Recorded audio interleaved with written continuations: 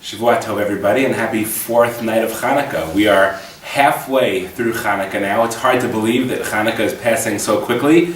And I hope that you've been enjoying the videos and the thoughts, and even though we can't see your smiling faces, we envision them here in Israel. We envision all of you smiling as we smile at you over the internet, and we, again, continue to bring you best wishes for a very, very happy Chanukah. Tonight is Motzei Shabbat, and it's also the fourth night of Chanukah, and we're back in Beit Shemesh, nowhere particularly exotic this evening, although we have some really exciting videos coming up for you over the next couple of days, as we're going to be doing a little bit more traveling in Israel and have some really, really exciting stuff to share with you, including a special guest who you'll learn about tomorrow night.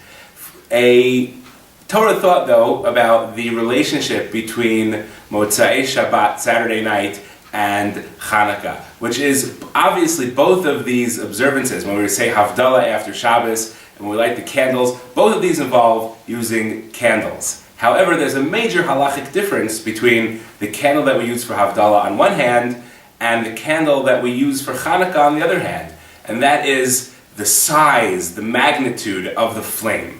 When it comes to Havdalah, the Gemara says, Avuka lahavdalah mitzvah min hamuvchar. That when you're making Havdalah, when you have your Havdalah candle, the best way to perform the mitzvah is with an avuka. An avuka literally means a torch, or, as we do in our custom, a group of candles together, which is why, of course, there's a custom of using a braided Havdalah candle, or people will often, if they don't have the Havdalah candle available, take a couple of separate candles and hold their wicks together to form an avuka, to form a torch, to form a candle that consists of multiple wicks, multiple fires burning together. That's the mitzvah min hamuvchar, the best way of doing the candle at Havdalah. On the other hand, when it comes to Chanukah candles, not only is that not considered the best way to light Chanukah candles, your Chanukah candle is invalid. If you have a bunch of wicks burning together, if you have, let's say tonight, 4 wicks all burning together, all stuck together, you don't get the mitzvah of Ner Chanukah. If you want to perform the mitzvah as we perform it, la mahadrin min ha-mahadrin, what the Gemara calls the best way possible, tonight, on the fourth night of Chanukah, you need 4 distinct flames, 4 distinct candles burning, and they can't all be together, unlike the Havdalah candle. What's the difference? Why is it that for Havdalah we want an avuka, we want the candles burning together, but for Chanukah we want each one burning separately? I think the answer lies in the difference between the nature of Motzei Shabbat, the Havdalah that we recite, and the candles that we light for Chanukah. Motzei Shabbos, we're stepping away from the spiritual beauty of Shabbat, and we're stepping into a week of unknown, of uncertainty. We don't know what the week ahead holds for us. There are so many customs in Judaism of Saturday night saying special tefillot to prepare us for the uncertainty of the coming week. Some people had a custom to read Parsha Vayishlach that tells the story of Yaakov's encounter with Esav. Shabbos is Yaakov, and the week is Esav, and there's almost some tension between the Jew who leaves Shabbos and goes into the week.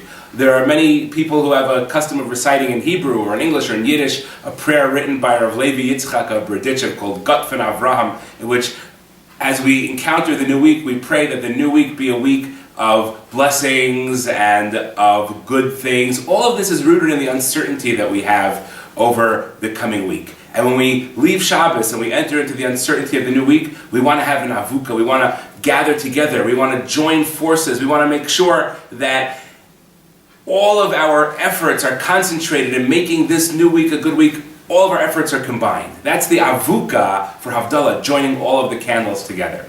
But for Chanukah, Chanukah is a time of confidence. Chanukah is a time of victory. Chanukah is a time in which we know where we're going, and in which, as Beit Hillel says, Ma'alin Bakodesh, we're rising each night in sanctity, and we know exactly where we're going, and we know exactly how we're going there. And when we're headed towards Kedusha, when we're in a state of spiritual confidence, then we're able to put each flame alone, we're able to put each flame distinctly. We don't have to join forces. We know that we can all work together, even when we're distinct, even when we're unique, even when each one of our voices is heard individually.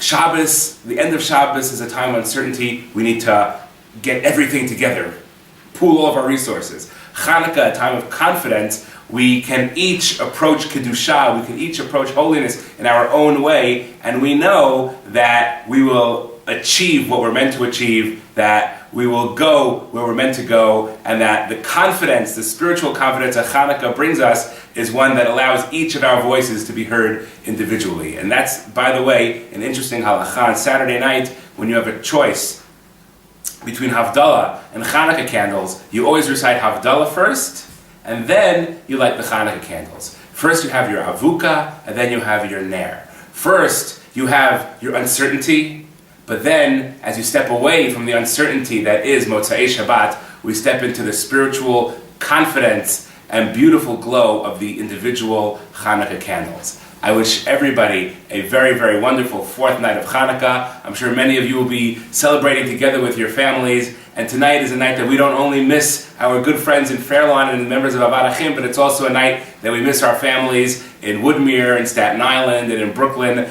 And we know that as we celebrate Chanukah, we keep everybody who is close to us, family and friends, in mind. And we hope that you keep us in mind in your Chanukah celebrations as well. Happy Chanukah and Shavua Tov, Avad Achim.